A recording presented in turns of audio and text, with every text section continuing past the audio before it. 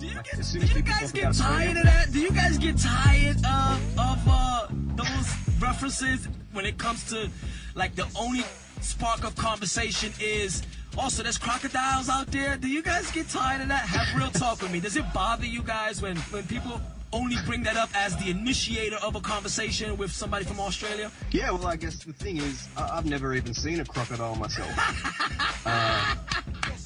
But, you know, like, even when some of the rappers from the States come out, the first thing they're expecting is to see kangaroos everywhere, and it's just not like that. Okay, talk to me. Well, what's in Australia that is not kangaroos, crocodiles, so they can stop? We want to fix that right now so they won't have to always make reference to animals and the crocodile, koala bears, or Crocodile Dundee and big knives. That's not a knife, you know what I'm saying? Let's eliminate that right now. Talk to us about Australia. Yeah, man, I guess, like, out here, I mean, I haven't been to the States, I've been to Canada and stuff, but Australia is really well known for praise and worship. Yes. Amen. Hillsong. That's what I was trying to get you to get at. You guys got a tremendous, you probably guys are one of the leading forces when it comes to praise and worship. I mean, Hillsong, and you also got Pastor Phil Pringle out there, City Church. I mean, you guys are really doing it big as far as Christian, you know what I'm saying, Christian, contemporary Christian music, you know what I'm saying? I got one more question and then we're going to conclude. Let me ask you, how was it working with the Gospel Gangstaz, man? I remember the Gospel Gangstaz when I wasn't even Christian. I'm talking about that's a long time ago. You know what I'm saying? I've been saved going on 15 years. I remember the Gospel Gangstaz when my father, my biological father, he's a Christian, he's a minister, he used to try to get me saved and give me their music. I'm talking about, this is when they first, I mean, and I didn't really like it back then because I wasn't saved, you know what I'm saying? But now looking at it from being, you know, in the holy hip-hop, you know, that's a lot of history right there. You know what I'm saying? They were really doing it big for holy hip-hop in its first stages, you know what I'm saying, as far as the whole genre. How was it working with them? I haven't heard from them since, man, it's been like 5 years that I haven't heard anything from the Gospel Gangstaz. I haven't heard from them. How was it working with them? You know, these are pioneers in holy hip-hop. Talk to us. Yeah, it was crazy because, like I mentioned before, I grew up listening to the Death Row sound, and the only thing Christian at that time that I felt could compete with that was the Gospel Gangstaz. I just felt like they were up to par of what was happening in the industry at that point in time.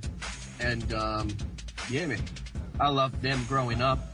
And the weirdest thing was one of the guys from our ministry organization here, Protege, he said to me, when I started planning this album, he said to me, man, you should try and do a collab with someone from the States.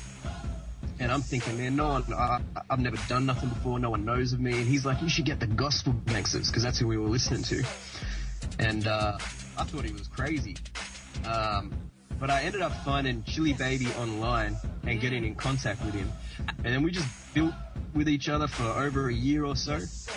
And it kind of stemmed from there. And to me, yeah, man, I listen to my album, especially, I mean, when I hear that track, I just think this is crazy that when I was a little kid listening to these guys, and now I've got a song with them. How did you feel? Were you humbled by it? Were you like a fan? Like, man, did you tell them, listen, I'm a fan, I just can't believe I'm working with you? You know, how did you handle that? Yeah, I was like that. I was straight up, you know, that they were my favorite holy hip hop group. And I'm definitely humbled when I see some of the doors that God has opened in the short time that we've been doing this, and the people that we've been able to work with, the stages that we've been able to perform on, and most of all the salvations. I'm definitely humbled because I feel like I don't deserve to be here or to be able to do this, which, I mean, God has chosen to use me, but yeah, it's very humbling, definitely. Cool. Let me ask you, where can they purchase your album? Where is your album available on the internet? So that way, those that are listening, can be able to expand their, musical selection and not just listen to U.S. gospel rappers, but to check out some international gospel rappers, especially from, Australia. You know what I'm saying? Where can they pick up your music? There is a website here, which is thirdmile.com. And they've got a couple of other Aussie rappers on there. Purified's on there as well. And I've got a website as well, which is just GenesizMinistries.com. And you can jump on there and get the music from the website directly. But iTunes is the place where everybody goes, so... Okay. Now that's Genesiz with the Z at the end, because they might write Genesis like from the Bible and then not find it. You know what I'm saying? So it's with a Z at the end. Am I right?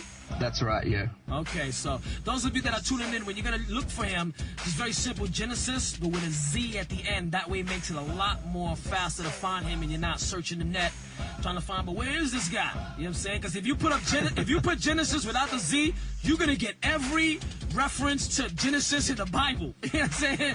And by the time it gets to you, it's like 100,000 searches. You know what I'm saying? By the time they get to Genesiz the rapper, you know what I'm saying, from Australia. Yeah. Listen, any final thoughts? I had one thing this is one thing I share every time I get up on stage, and we already touched on it, is about legacy. I mean, the one thing is, if I can encourage anybody that's listening, is, your life was given to you for a reason and for a purpose, and you can literally do something with your life that has an eternal effect, and that's to reach out to others, to live your life for others. I don't think anything is more satisfying than that. So my encouragement would be to use your life to create a legacy, to create something that has, a purpose and something that's everlasting. Okay, listen, we want to first of all, we want to say thank you for taking out the time for this live interview. Thanks, man. Thanks for reaching out. All right.